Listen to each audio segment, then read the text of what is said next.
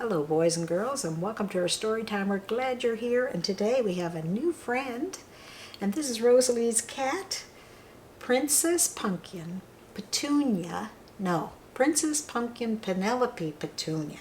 Did I get that right? No, you didn't. I didn't. I'm sure Rosa-Leigh told me that was your name. No, I'm not Rosa-Leigh's cat. Oh yes you are. I saw Rosa-Leigh putting bows in your hair yesterday. No, Rosa-Leigh is mine.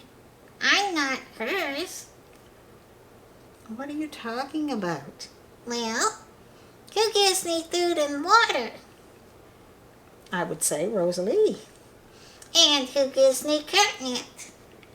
Rosa-Leigh. And who changes my litter box? Rosa-Leigh. Yeah, so the Rosa-Leigh is mine. Oh, you mean that Rosa-Leigh's kind of like your servant. That's right. She's my servant.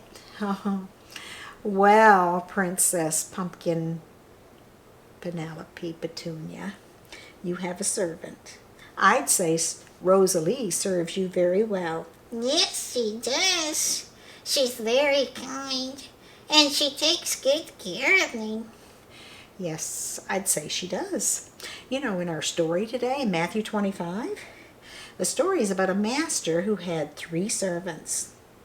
Oh, I would love to have 3 servants. Think of all the pampering I would get.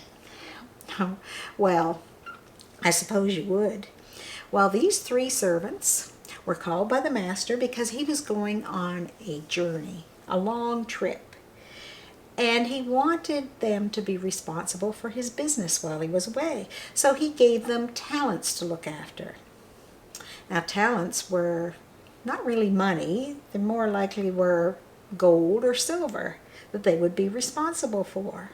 Oh, So, the first servant, he gave him 5 talents. no. I think you could buy critters and things. Critters and things? Yeah, the pet store. Then you could have all the catnip and mice you could ever want. Maybe so. But then the second servant, he was given 2 talents. And the third, he was given 1 talent. And so their master bid them goodbye, and he wanted them, to the best of their ability, to use what he had given them. And then he said he would return, and he left. Well, as soon as the master left, the first servant, he got busy right away. Seeing what he could do, he was going to work so hard to try to earn more money for his master. And the second servant as well, he did the same thing. Right away, he started to work for his master. But the third servant, do you know what he did? I have no idea. Well, he thought, this is silly. The master's not here to watch me. I don't really care whether I get anything done for him. I know what I'll do.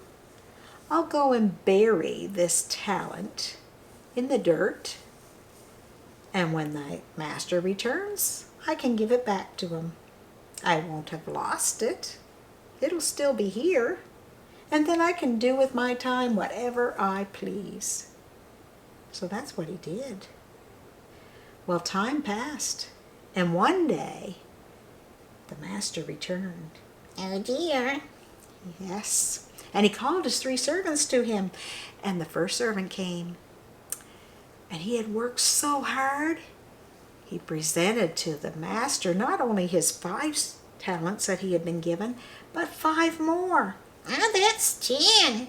10 talents. He had worked so hard, and the master was so pleased. He said, "Well done, you good and faithful servant. Because you have been faithful with little, I will make you ruler over much." And then he said, "Enter into the joy of the Lord."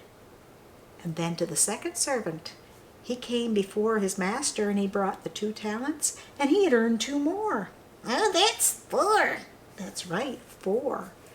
4 talents. And the master was so pleased, and he said, "Well done, you good and faithful servant."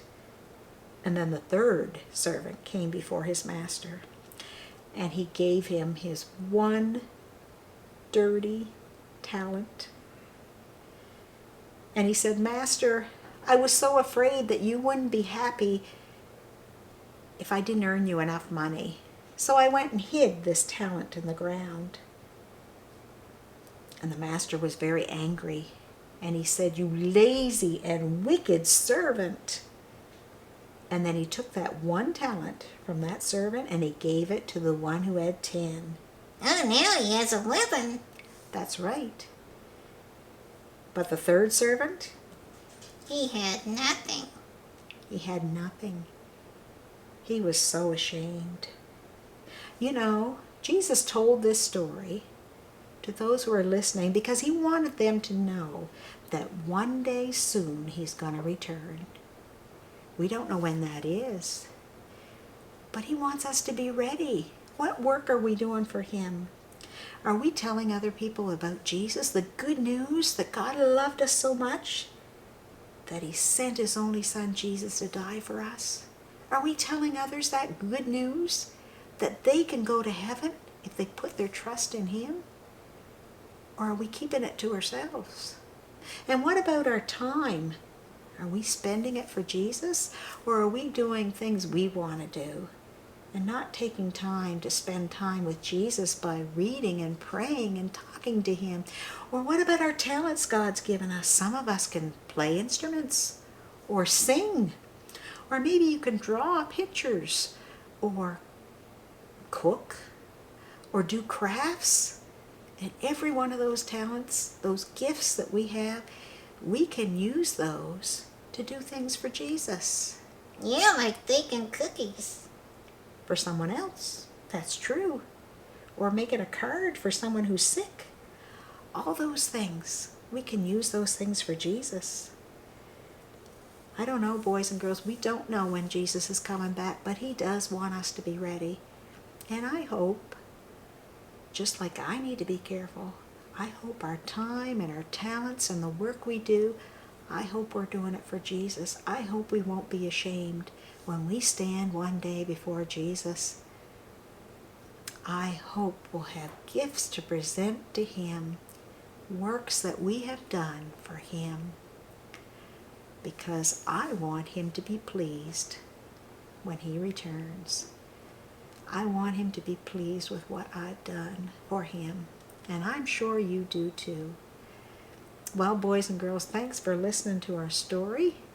Can you say goodbye, Princess Pumpkin, Penelope, Petunia? Goodbye, Princess Pumpkin, Penelope, Petunia. Where am I going? You're not going, they're going. Who? The boys and girls that are watching us. Oh. Bye, boys and girls. Remember, God loves you.